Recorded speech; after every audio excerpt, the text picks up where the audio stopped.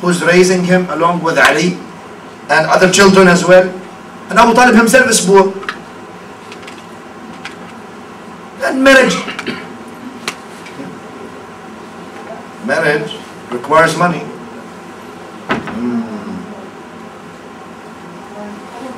Jahiliya idea. At that time, because they wouldn't let you marry unless you have so much money. That was a stipulation. You want to get married, you're going to put lots of money. Therefore, you see, among the first thing the Nabi sallallahu alayhi wa sallam put and enforced after the beginning of the state of the Prophet sallallahu alayhi wa sallam in Medina is what? إِذَا أَتَاكُمْ مَنْ تَرْضَوْنَ دِينَهُ وَخُلُقَهُ فَزَوِّجُوهُ. If someone comes to you and you like their deen and their akhlaq, get them married. Why? Because the mahar and the dowry should not be a barrier, should not be an obstacle. Before you get married, no, you gotta get married. How much money do you have? What's the name of your family? Where do you live? Because you know right away when they tell you where you live, you know, you estimate the real estate value.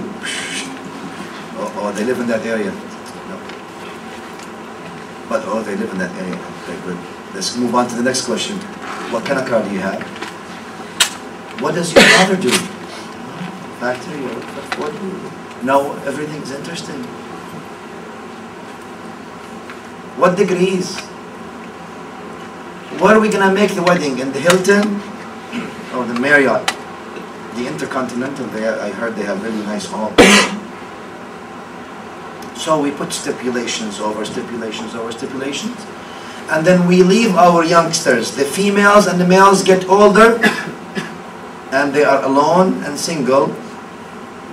And then we wonder why we're having issues and problems at times. Well, you can't add fuel to the fire and wonder why. Whereas the Nabi sallallahu alayhi wa sallam meant to tell us that the security, the father wants to secure his daughter's future, quote unquote. So that means what? That means, you know, can you write your apartment in her name? Maybe a piece of land somewhere, convert to her name. So I'm secure.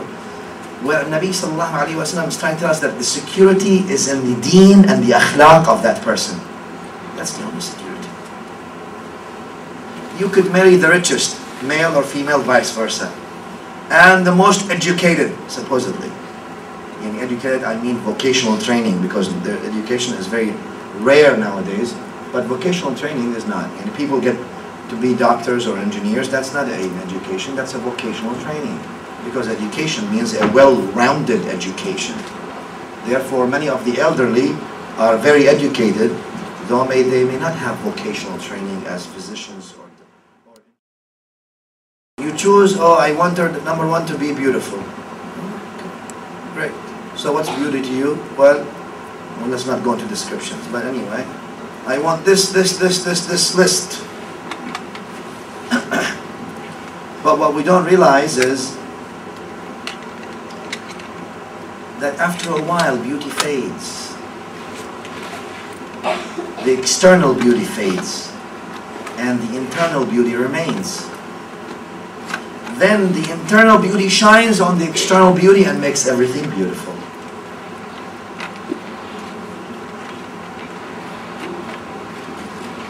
You buy, and that's not an example, not comparing any, but you buy a new car. You want to buy a Porsche Carrera, whatever it is, how many, 100,000 pounds? This is the car I want. Love this car. Have pictures of this car. Dreamt about this car your whole time, and all of a sudden you have a dead relative, lucky, who has lots of money, and now you inherited. So you went and bought that Porsche. The first day you're living in the car, and the first month you're living in the car, but after a couple of years, it's just a car. Maybe you don't even like it anymore. Fades. External beauty fades. Internal beauty keeps and preserves.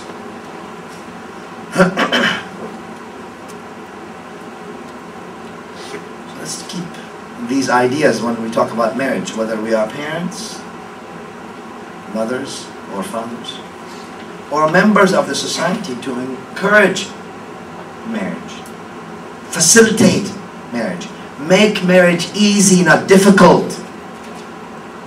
This is the sunnah of Rasulullah sallallahu alayhi wa sallam. Anyway, I don't have anything. Right, that's the answer Nafisa was waiting for. Okay, Nafisa was waiting for, she already know, if you're smart, you ask the question and you expect the answer, you already have a comeback. She asked him, why don't you get married? She knows he's an orphan, she knows he's poor. He says, I don't have anything of the means to get married. Right away she stopped him. She said, how about if you are invited to marry someone with honor and tribe and money and beauty? Would you answer to that? How about if someone gives you something like this? Nabi Adam sallallahu alayhi wa sallam, almost as soon as he heard this, he realized who has all these combinations that and he is Rasulullah sallallahu alayhi wa sallam. He realized it is Khadijah. Allah. Let's move on, because eventually some other time we'll talk about the details and the events, but move on to where things happened, and they were invited now to the house of Khadijah for the marriage, for the that they asked for the hand, literally, of course. And Nabi Adam sallallahu alayhi wa sallam goes to the house of Khadijah, and Khadijah now, as you know, from that big tribe in Quraysh, all her family are present. She could literally buy entire Mecca at that time. Everybody is there. Sayyidina Nabi sallallahu alayhi wa sallam goes with his two uncles, Abu Talib and Hamza, Asadullah. Both. And those uncles specifically are so beloved to the Prophet sallallahu alayhi wa sallam. From that time, Abu Talib, the one who raised him, Hamza, Asadullah, the one, you all know about the story. Of course, they came all three expecting, knowing, you're going to Khadijah. They saw all these people and dignitaries, and etc., etc. Abu Talib stood up as the guardian. He was the guardian of Rasulullah sallallahu alayhi wa sallam, the one who raised him. He stood up, he said a couple of words, and I'd like you to think about these words. So you see how Abu Talib viewed Rasulullah sallallahu alayhi wa sallam. Abu Talib started, he said, أما بعد فإن محمدا ممن لا يوازن به فتى من قريش إلا رجح به شرفا ونبلا وفضلا وعقلا. He said, أما بعد, thereafter, Muhammad, my nephew, is a young man who is, if compared to anybody in Quraysh, you take a cross section of any young man in Quraysh, if you compare my nephew Muhammad to any of them, he will be much more overqualified in his honor, in his nobility, in his fada'il, and in his intellect. The qualities people look for in a husband, in a man that leads society. وَإِنْ كَانَ فِي الْمَالِ قَلْ. If the side of money is little, because he doesn't have money, so if you think his money is not much, فَإِنَّ الْمَالَ ظِلٌّ زَائِلٌ. Look at Abu Talib. He's saying, Al-mal comes and goes. Money comes and goes. فَإِنَّ الْمَالَ ظِلٌّ زَائِلٌ وَعَارِيَةٌ مُسْتَرْجَعَةٌ. And something that you will lose eventually. When you die, you lose it. It doesn't matter. You are a person based on your characters, not on how much money you have. I am giving you a man with nobility, with honor, with fadl, and with intellect. Money comes and goes. He says, وَلَهُ فِي خَدِيجَةٍ رَغْبَةٍ, desire, وَلَهَا فِيهَا وَلَهُ فِيهِ مثل ذلك. And she also has the same about him. Then Amr ibn Asad, عبد العزة بن قصي